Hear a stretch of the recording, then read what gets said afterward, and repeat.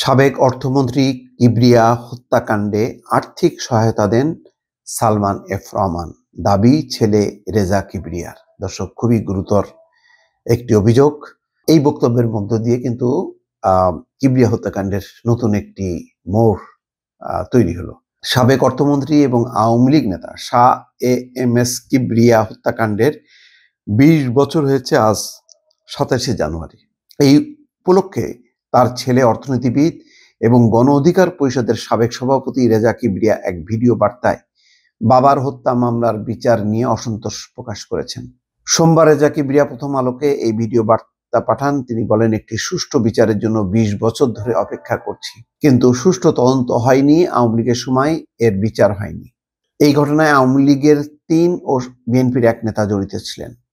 2005 সালের 27শে জানুয়ারি হবিগঞ্জে দলীয় এক জনসভায় গ্রেনেড হামলায় গুরুতর আহত হন Shah A M S Kibria.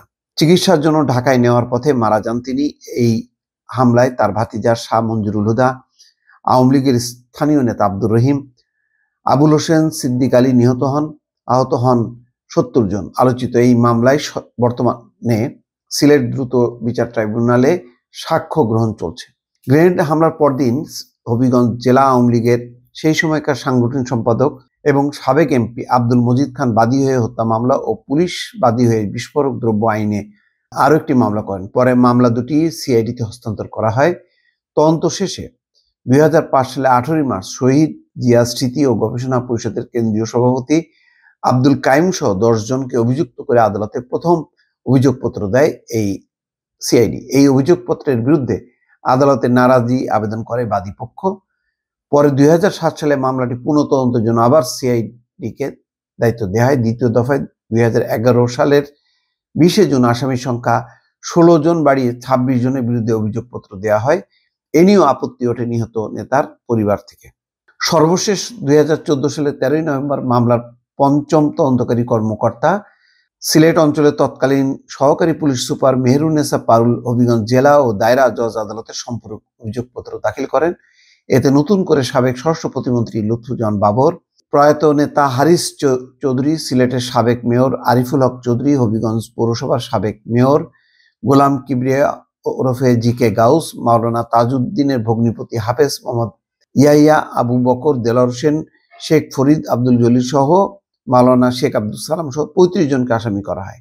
যাই হোক, ভিডিও বার্তায় রেজা কিবরিয়া বলছেন যে এই মামলায় জড়িতরা হলেন হবিগঞ্জের সাবেক এমপি মোহাম্মদ আবু জাহির, আব্দুল মজিদ খান, জেলা আওয়ামী লীগের সাবেক সভাপতি মুশফিক হোসেন চৌধুরী।